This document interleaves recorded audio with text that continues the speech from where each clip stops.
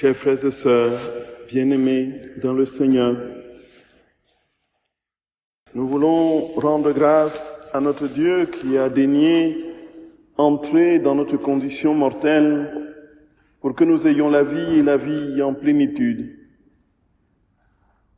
Saint Jean, aujourd'hui, frères et sœurs d'amour, nous élève plus haut que les autres évangélistes, puisque les derniers, ceux qu'on a écoutés ces derniers jours et surtout hier, placent Jésus dans l'histoire. Le but, c'est de justifier qu'il est véritablement venu prendre forme dans notre condition, dans une lignée historique selon les prophéties, puisqu'il sortirait le Messie de la lignée de la descendance de David. Et Matthieu s'y prend à cœur joie dans la très longue généalogie qui va déboucher sur Joseph et qui est naturellement le père putatif de notre Seigneur. Aujourd'hui, Jean, qui est surnommé l'aigle, qui voit plus haut, qui a les yeux perçants, ne se contente pas de voir et de décrypter les origines historiques de notre Seigneur. Certes, il est né de la Vierge Marie, fille de Anne et de Joachim, dans une bourgade, justement, qui a vécu dans une bourgade de Nazareth. Il est né à Bethléem, certes, lorsque Quirinus était gouverneur de la Syrie, certes, lorsque Auguste était empereur, certes. Mais d'où vient-il, ce Jésus? Qui est-il? D'où vient-il? Et Saint Jean nous dit, il vient de plus loin. Au commencement était le Verbe. Et le Verbe était auprès de Dieu. Le Verbe était Dieu.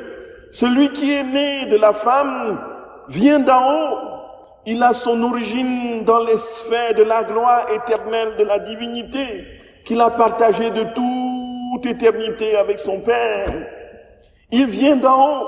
Celui qui vient naître, frères et sœurs bien-aimés, ce n'est pas un personnage, un être lambda qui rentre dans le coup d'une histoire plate et grégaire.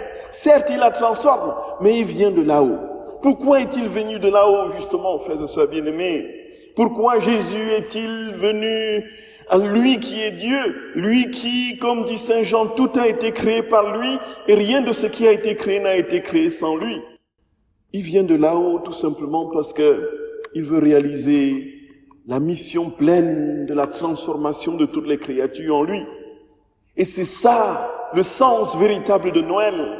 Noël, frères et sœurs bien-aimés, ce n'était pas comme dans l'optique de ceux qui attendaient le Messie libérateur, celui qui viendrait, le Messie qui viendrait libérer les peuples des esclavages et des jougs politiques oppressants. Noël, ce n'est pas une situation confortable dans l'ordre de l'harmonie et c'est pourquoi, frères et sœurs bien-aimés, depuis que Jésus est né, les guerres n'ont pas cessé. Les tueries ont continué. Les génocides se sont multipliés. Les affres ne se sont pas arrêtés.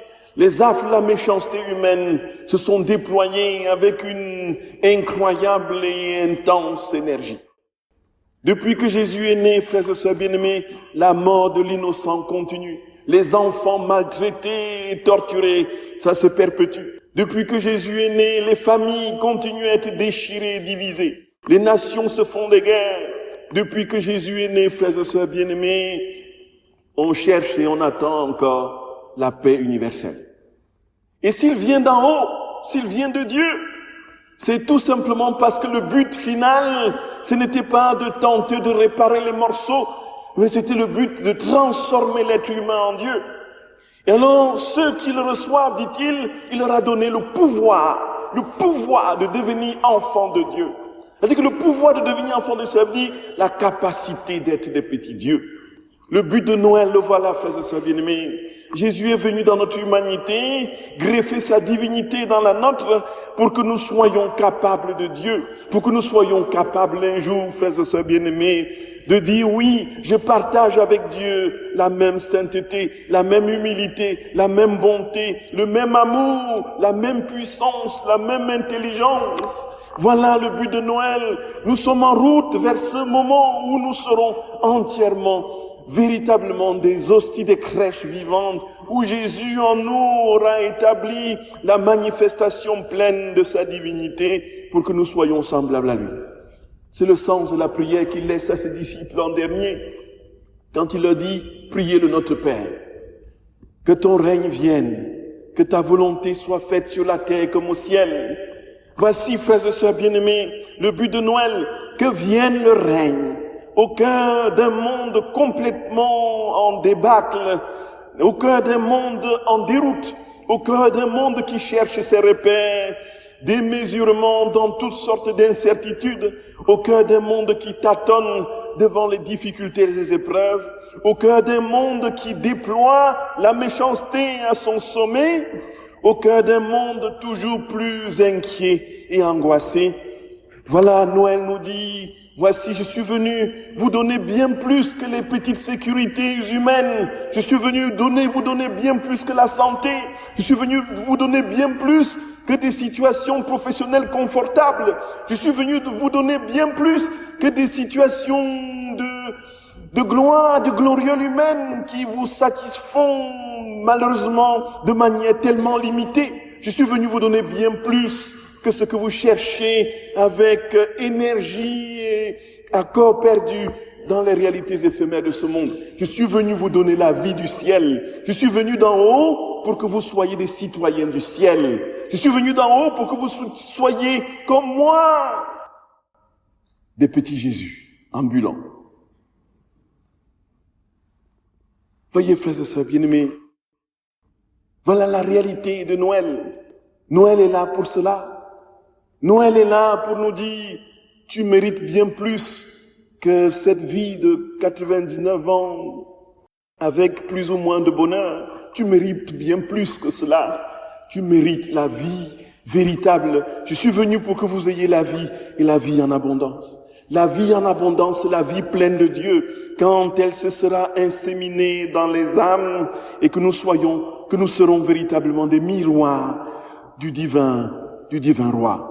Et c'est le sens du chant des anges. Gloire à Dieu au plus haut des cieux et paix sur la terre aux hommes de bonne volonté. Et paix, la paix, frères et sœurs bien-aimés, c'est un attribut de Dieu. Et cet attribut de Dieu, fruit de l'Esprit Saint, est aussi la manifestation de Dieu, puisqu'il n'y a pas de différence entre Dieu et ce qui sort de lui. Quand Jésus nous dit « paix à toi, mon enfant », il te dit « reçois-moi totalement et garde cette paix ». Comment peux-tu garder cette paix ? Ouvre ton âme, ouvre ton cœur, reçois-moi, crée cette relation d'intimité avec moi. Ouvre ton âme et laisse-moi régner en toi. Ouvre ton cœur et laisse-moi te saisir pleinement, parfaitement. Ouvre toute ta vie, toutes tes portes et laisse-moi entrer et être le maître de la maison.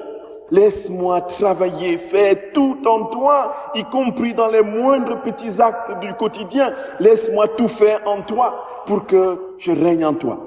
Que tous nos actes, toutes nos pensées, toutes nos paroles soient des crèches où Jésus, frères et sœurs bien-aimés, vient naître, où il naît constamment dans chacune de nos paroles, dans chacune de nos pensées, dans chacun de nos actes.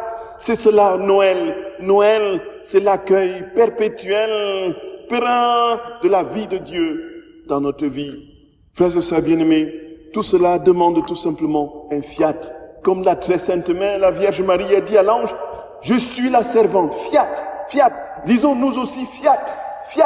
Oui, je suis prêt, Seigneur. Je suis prêt. Viens naître dans mon âme.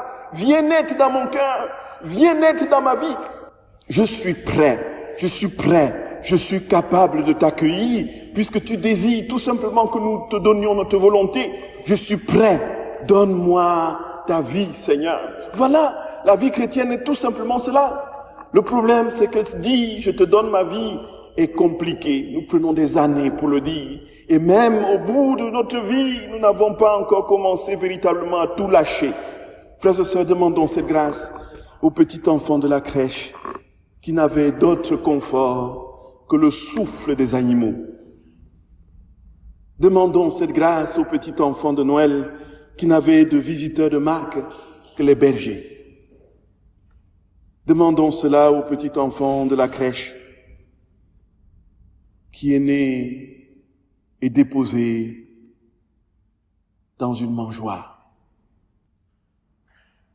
Demandons la grâce du dépouillement, du détachement de notre volonté propre, et c'est le chemin de la prière, le chemin de la prière, le chemin de la prière continuelle, continuelle, continuelle, jusqu'à ce que Jésus naisse dans toutes les créatures et que ce monde soit un monde de paix comme il est venu pour l'instaurer. Alors Noël aura tout son sens quand tous vivront de cet amour plein, cet amour universel, ce monde de paix où régnera la joie parfaite dans les âmes et les cœurs, où tous se bousculeront pour que l'autre soit premier, où tous travailleront pour que le bien de l'autre soit premier. Voici Noël, frères et sœurs d'amour. Vienne cette fête de Noël. Vienne ce Noël. Vienne ce Noël. Viens, Seigneur Jésus. Maranatha. Maranatha. Viens naître dans notre humanité. Amen.